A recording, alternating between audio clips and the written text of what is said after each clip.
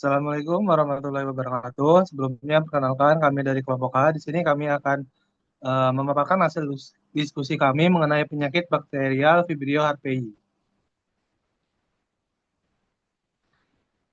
Anggota kelompok dari kelompok A yaitu pertama ada saya sendiri, yaitu Muhammad Ainul Mustafa dengan L1B023024, kemudian ada Sheila Oktaviana dengan NIM L1B023017, kemudian ada Zafir Arojak dengan NIM L1B023037.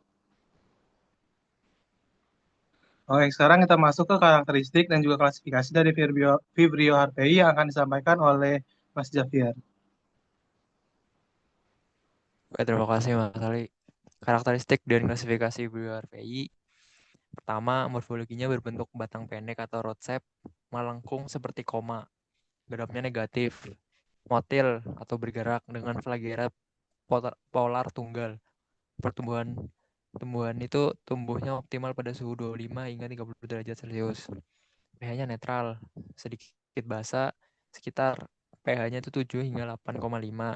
Habitatnya hidup bebas di perairan laut, sedimen. Berdasarkan taksonomi bakteri, domainnya bakteria, filmnya Procteobacteria, kelasnya Gamma Procteobacteria, ordonya Vibrionales, familinya Vibrionacea, genusnya Vibrio, spesiesnya Vibrio harvey. Oke, selanjutnya. Selanjutnya, faktor virulensi dan juga patogenesis Vibrio HPI.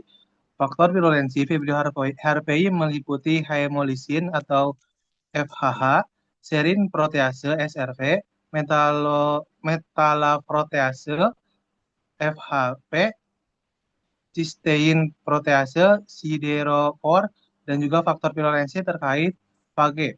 Faktor-faktor ini berperan dalam menyebabkan kerusakan jaringan, menghindari sistem imun inang, serta meningkatkan kemampuan patogen untuk bertahan dan menyebar dalam inang, sehingga berkontribusi pada patogenesis penyakit vibriosis pada organisme aquaculture. Baik, selanjutnya ada metode penularan. Metode penularan terbagi menjadi dua. Yang pertama itu melalui horizontal, yang artinya bakteri berpindah dari lingkungan atau dari individu sakit ke individu lain yang sehat. Misalnya air, kontak langsung antar individu dan pakan. Yang kedua ada metode vertikal, yaitu penularan terjadi dari induk ke keturunan. Misalnya induk udang yang terinfeksi akan menularkan Vibrio harvey melalui telur, sperma, ataupun cairan reproduksi.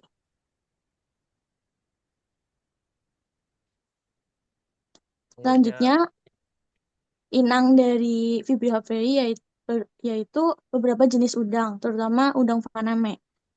Selanjutnya, gejala penyakit terbagi menjadi dua. Yang pertama itu ada spesifik, contohnya itu luminance Vibrio, di mana udang itu akan tampak biru kehijauan pada malam hari atau di tempat yang gelap. Yang kedua ada red discoloration atau udang itu akan tampak kemerahan di sekujur tubuhnya.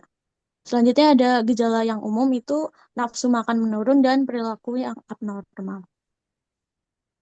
Oke, untuk metode deteksi Vibrio HPI, metode deteksi untuk Vibrio HPI yang paling cepat dan spesifik adalah teknik PCR, yaitu polymerase chain reaction. Teknik ini menggunakan primer spesifik untuk mendeteksi keberadaan gen hemolysin yang merupakan penanda molekuler untuk Vibrio HPI. PCR mampu mendeteksi bakteri sejak awal infeksi 3-12 jam dan memberikan hasil yang akurat dibandingkan dengan metode histologi.